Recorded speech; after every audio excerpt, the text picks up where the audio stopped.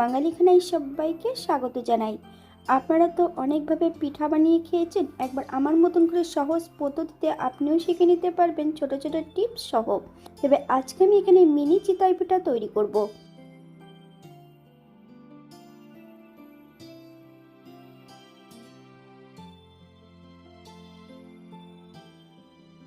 তবে আজকে আমি এখানে কিভাবে মিনি চিতই পিঠা তৈরি করলাম চলুন সেটা একবার দেখে নেওয়া যাক ভিডিওর মাধ্যমে।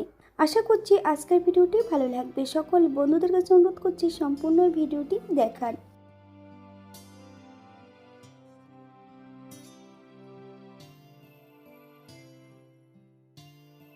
এখানে আমি আগের থেকে 250 গ্রাম চাল গুঁড়ো করে রেখেছি। তবে চালটা কিন্তু 1 থেকে 2 ঘন্টা ভিজিয়ে নিয়ে ভালো করে জল ঝরিয়ে বেশ এমনভাবে গুঁড়ো করে নিতে হবে।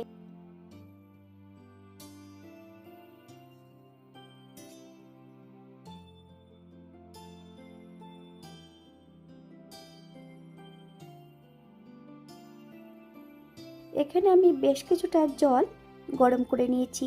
তবে জলটা কিন্তু ঈষৎ উষ্ণ গরম হবে। একটা পাত্রে প্রথমে আমি বেশ কিছুটা চালের গুঁড়ো অ্যাড করছি।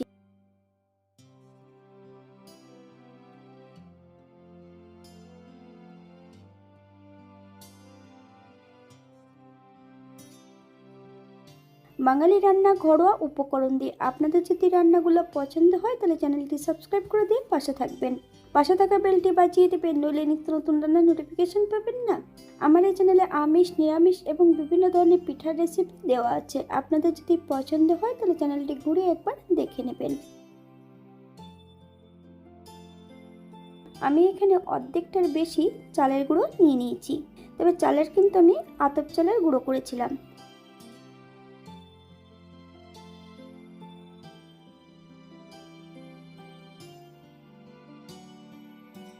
হাফ চামচ লবণ, আপনার স্বাদ অনুসারে লবণটা অ্যাড করবেন। অল্প অল্প করে জল অ্যাড করে এখানে একটা ব্যাটার তৈরি করে নিতে হবে। আপনারা একবার স্ক্রিনের দিকে ফলো করবেন।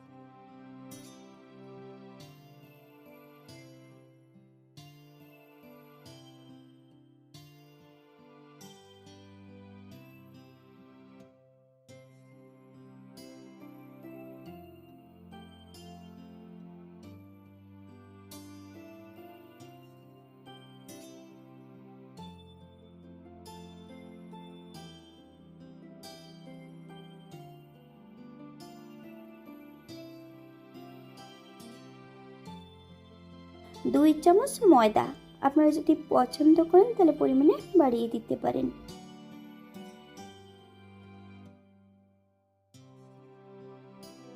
এখানে আমি আগের থেকে 3 থেকে 4 চামচের মতন টক দই মিশিয়ে রেখেছিলাম।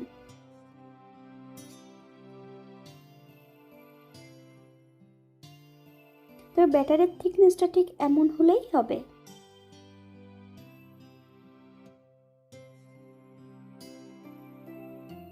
আমি একটা পুরনো চাটু প্রথমে আমি গ্যাসের উপরে বসিয়ে দিয়েছি।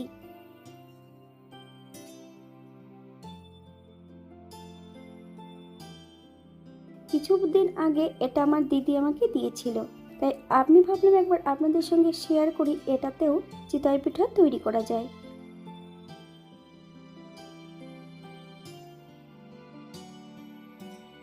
অল্প করে সাদা তেল অ্যাড করতে হবে। তেলটা বেশ ভালো করে প্যানের গায়ে লাগিয়ে নিতে হবে। তবে পিঠাগুলো তোলার সময় কিন্তু একটুও প্যানের গায়ে লাগবে না। তবে এমনভাবে একটু করে সাদা তেল অথবা ঘি লাগিয়ে নিতে পারেন।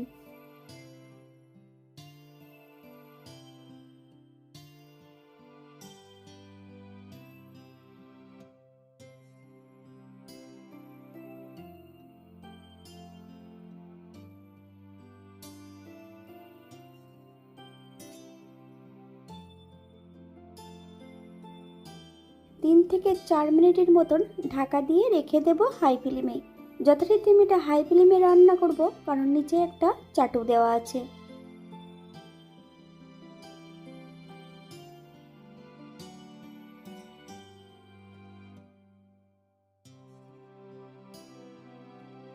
প্রত্যেকটাকে কিন্তু উল্টিয়ে দিতে হবে।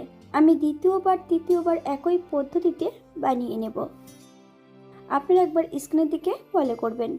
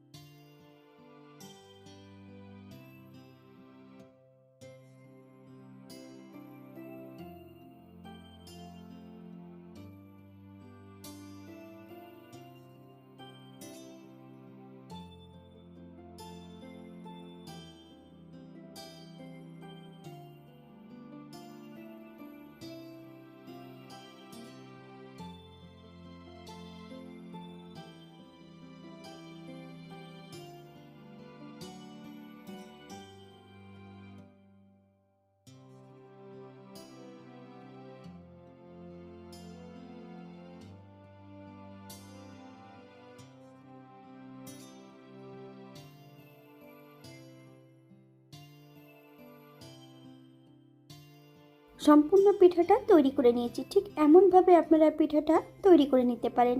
তবে আজকে আমি এই পিঠাটা কিভাবে দুধের রসা দিলাম, চলুন সেটাও একবার দেখে নেওয়া যাক।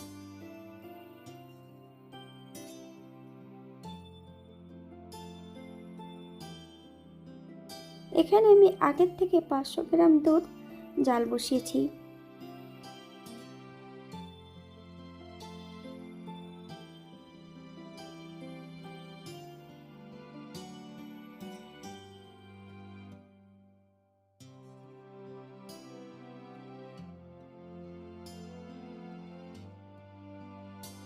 এই পর্যায়ে অ্যাড করব 1 মুঠ চিনি।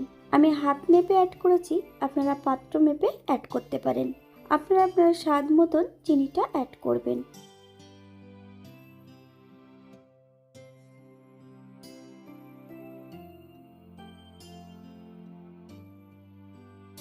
আবারও বেশ কিছু সময় দুধটাকে হাই ফ্লেমে জাল করে নেব।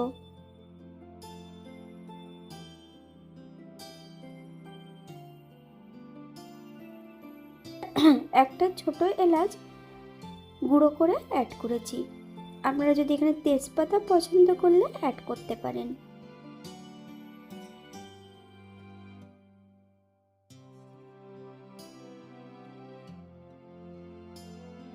গ্যাসের ফ্লেমটা লোতে রেখে গুড় অ্যাড করতে হবে। বেশ কিছুটা খেজুরের গুড় অ্যাড করব। আপনারা যদি পছন্দ করেন তাহলে এখানে পুরোটাই খেজুরের গুড় দিয়ে তৈরি করতে পারেন। গ্যাসের ফ্লেমটা লোতে রেখে গুড়টাকে বেশ ভালো করে গলিয়ে নিতে হবে।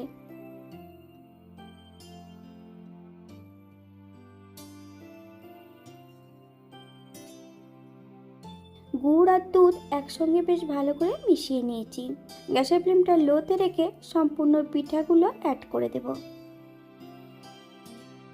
আপনারা একবার স্ক্রিনের দিকে ফলো করবেন। 20 থেকে 25 মিনিটের জন্য পিঠাগুলোকে রেস্টে রেখে দিতে হবে। তবে রেস্টে রাখার সময় কিন্তু ঢাকা দিয়ে রাখতে হবে। আপনাদের হাতে যদি সময় থাকে আপনারা বেশি সময় রেখে দিতে পারেন।